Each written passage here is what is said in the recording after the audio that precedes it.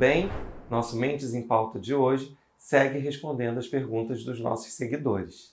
Tudo bom, Bia? Tudo ótimo. Bia, qual a influência dos traumas da infância na vida adulta?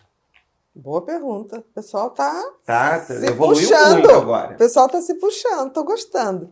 Vamos lá. Primeiro a gente tem que definir o que é trauma, né?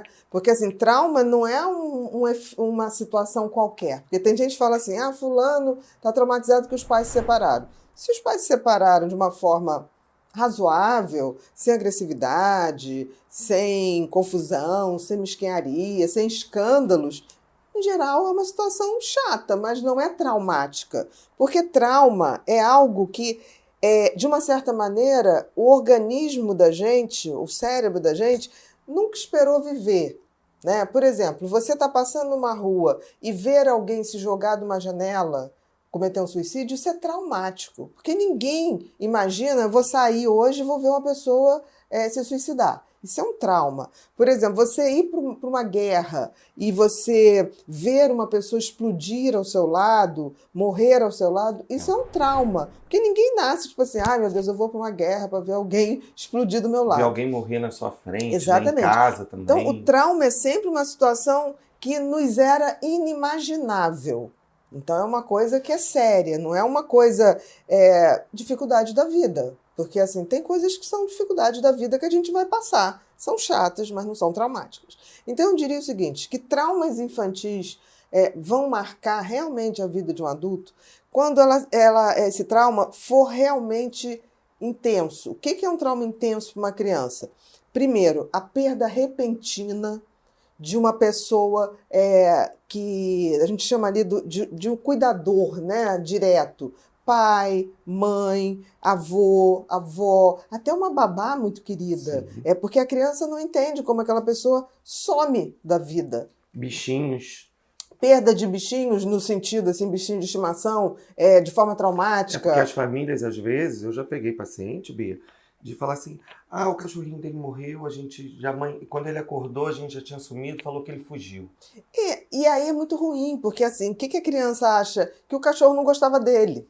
Né? Ou o gatinho que sumiu. Então é importante, desde muito cedo, colocar a verdade. E se a criança for sofrer, ser um colo aconchegante. Porque aí passa a ser uma situação difícil, onde ela foi acolhida e ela pôde fazer o seu luto.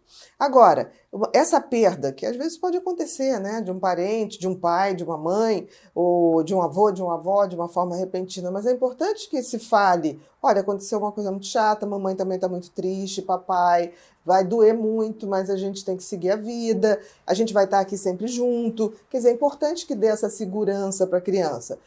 Isso é um trauma. Agora, um outro trauma, eu acho que esse talvez seja o pior de todos, é o abuso sexual.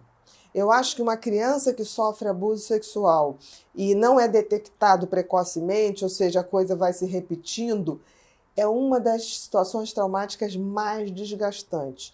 Porque, em princípio, né, a gente sabe que os abusadores são sempre pessoas muito próximas, que gozam de confiança da família, da própria criança. Então, aquela pessoa, aquele tio, ou aquele pai, ou aquele padrasto, ou a própria mãe, que era visto pela criança como uma pessoa que dava aconchego, carinho, começa, de repente, fazer coisas com aquela criança que causam dor, que causam estranheza, e ainda começa a ameaça. Se falar para o seu pai, se falar para sua mãe. Quer dizer, isso é como se botasse a criança numa grande jaula, onde ela não consegue sair. A sua liberdade de falar, de pedir socorro. Tô lendo tudo. É como se ela fosse ela fosse sequestrada das suas vivências felizes da infância. Isso talvez seja o maior trauma de todo. Esse trauma de abuso psicológico, sexual, em todos os âmbitos, emocional, psicológico, esse sim, eu acho que se ele persiste muito e não tem um momento ali que ela é acolhida para ela poder enfrentar a situação, eu acho que cria aí um adulto muito desconfiado, muito descrente, muito magoado, com níveis de ansiedade muito grande, porque você imagina uma criança... Essa coisa persecutória, já que o mundo está sempre... Não só persecutório, mas tipo assim, qualquer pessoa que toque já é uma situação. Ou então é o contrário. Se ela se adaptou àquele abuso, ela começa a achar que tudo que ela deve fazer para seduzir alguém é entregar o seu corpo. Ou fazer coisas que ela não gostava. Então, isso pode gerar um trauma muito grande. Pode gerar, na vida adulta, dificuldades sexuais grandes, pode gerar inversão de valores. Por exemplo, é muito comum, quando você faz um histórico a fundo, em garotas de programa, elas terem sofrido abuso. E são pessoas que, em geral, não gostam de sexo. Garotas de programa, meninos de programa não gostam tanto de sexo. E tem uma coisa que eles têm uma mentalidade assim, eu vou dar o sexo como se fosse para ter um domínio sobre aquela pessoa ali, do domínio que ela não teve quando era criança.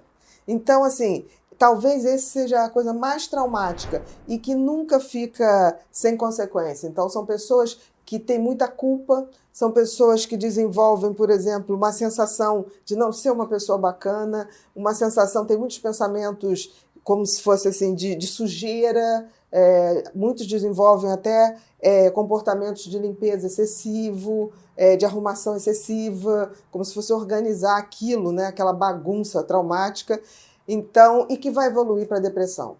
E a depressão das crianças que foram abusadas e isso não foi resolvido em algum momento da vida, tem muito risco de, com a idade, aumentando muita possibilidade de suicídio. Até porque essa coisa da vida adulta, do trauma na infância, é quando você, em adulto, você, de uma certa forma, você começa a perceber que você tem um pouco de domínio sobre a sua vida. E é a hora que, de repente, volta tudo isso para você poder falar, é a hora que muitas vezes, né, os traumas, eles são falados depois de muito tempo, Sim. Porque é quando você se sente um pouco mais forte. Um pouco mais forte, mas em geral, se a coisa demora muito, o abusador ou já está velhinho, ou já morreu, ou velhinha, né, não sei, o abusador de forma geral, e aí é horrível, porque aquela situação nunca se resolve. Então, por exemplo, eu recebo mães que descobrem que a filha está sendo abusada, ou filho, por pai, por padrasto, e eles têm muito medo. Como é que eu vou falar? Eu sempre digo, como a gente fala, a verdade. Primeira coisa é afastar o abusador, da segurança de que ele está afastado.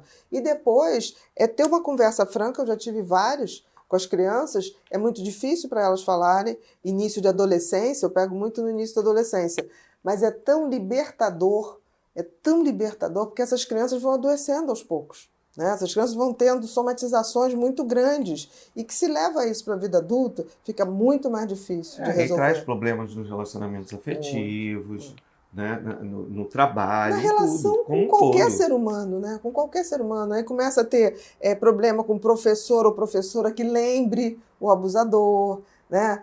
Se recusa a fazer a aula de educação física. Então, assim, é muito importante que a gente persista. Sempre há uma maneira da gente dar um espaço para as crianças revelarem seus problemas e dar credibilidade. A gente nunca pode não dar credibilidade. Além de credibilidade, dar segurança de que a gente vai estar junto e aumentar o número de pessoas. Todas aquelas pessoas que a criança confia precisam saber para que ela saiba que ela tem uma rede de segurança firme e forte. E nunca falar assim, mas não comenta com ninguém. A criança pode comentar com quem quiser, porque ela não cometeu um crime. Exatamente. Tá bom? Muito obrigado, Bia. De nada. Gente, não esquece de se inscrever no nosso canal, acionar o sininho, tá? Para a gente poder saber se vocês estão gostando, não estão, para vocês receberem. E em breve, a gente hoje está falando de trauma, em breve a Alex vai estar fazendo o curso de abusadores, que vale a pena vocês ficarem ligadinhos, porque vai ser muito bacana a gente discutir essa questão do abuso contra as crianças, tá bom? Descubra sua personalidade com o teste Pensax. Faça o teste grátis e comece sua jornada de autoconhecimento.